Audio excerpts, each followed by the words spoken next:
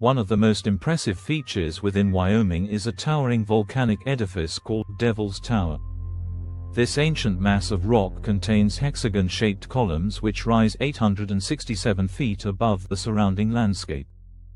Yet, despite how famous this beautiful rock formation is, little was known about how it formed, until recently. This video will discuss a new theory on how Devil's Tower formed, and mention some nearby related geologic features. And yes, Devil's Tower is part of an ancient volcano. Devil's Tower is located in the northeast corner of Wyoming, where it is only 28 miles from the southern border of Montana. Before Devil's Tower was created, the area was covered with a shallow sea during the Triassic period, approximately 220 million years ago. Over the course of many subsequent millions of years, this sea repeatedly expanded and retreated, leaving behind a large volume of sand and other fine particles. Over this long time period, layers of various sedimentary rocks formed the surrounding landscape. The red rock type is a variety of sandstone. The white rock type is limestone, and the tan rock is shale. By 157 million years ago, a several thousand-foot thick grouping of various sedimentary rocks towered over the surrounding landscape, much like what is seen today in southern Utah.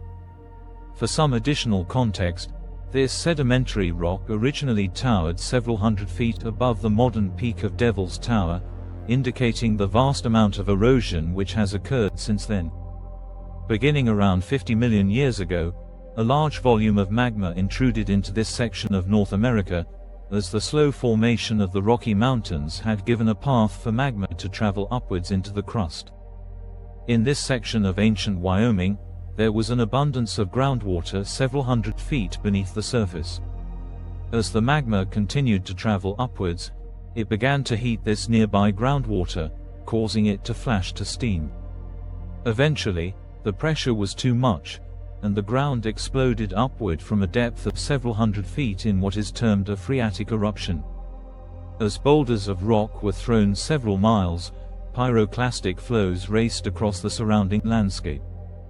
By the time this eruption was over, a several thousand-foot wide and 800-foot deep crater, termed a maar, remained in the landscape. This crater would eventually become the site of Devil's Tower. Around the same time period, 3.5 miles to the northwest, 4 similar explosions occurred. However, these explosions were less energetic, creating a smaller complex of 4 craters. Eventually, large volumes of magma emerged at these 5 distinct craters, which began slowly to fill the bowl-shaped craters. At Devil's Tower, the most extensive volume of magma erupted, creating a very tall edifice. After the eruption ended, the lava began to cool in an unusual manner. The lava cooled at the top first, creating a series of hexagon-shaped cracks. These hexagon-shaped cracks then propagated downwards, as once the process began, going further down required less energy. By the time the cooling had completed, a series of hexagon-shaped columns, some of which are up to 10 feet wide, stood in this vast crater.